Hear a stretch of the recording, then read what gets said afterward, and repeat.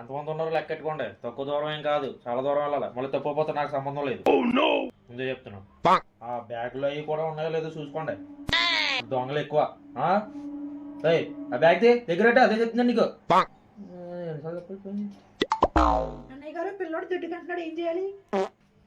ఏ అది కూడా నేనే చెప్పాలా? ఆ పట్టాల మీద ఎక్కడెక్కడ వెళ్ళమనా? అన్నీ నేనే చెప్పాలి. అన్నీ నేను చూసుకోవాలంటే ఎలా కుదురుతుంది?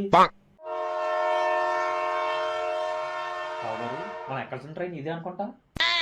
అంటే ఏది ఎక్కాలో కూడా నువ్వే చెప్తావు నాకు. ఇది కాదు వస్తుంది. ఇప్పటికి 10 సార్లు వెళ్ళాను నేను. ఏది ఎక్కాలో మాకు తెలియదేంటి? సైలెంట్గా ఉండండి, ఒక అరగంటలో వస్తుంది. ఏయ్ లేరా మీరా, అందరు ఇక్కడ ఉండండి, ఎక్కడికి వెళ్ళకండి. నాకు ఎందుకో ఇదే అనిపిస్తుంది ట్రైన్. అయితే మీరు ఎక్కండి, నేను వెళ్ళిపోతాను, నేను రాను. గురుగారు మళ్ళీ అన్నమాట, తిరుపతి వెళ్ళే ట్రైన్ ఎప్పుడు వస్తుందండి? ఆ ట్రైన్ ఇందాకే వెళ్ళిపోయింది కదండి. అంటే ఏంటి, ఏ ట్రైన్ ఎప్పుడు వస్తుందో కూడా నేనే చెప్పాలా? చూసుకోవాలి.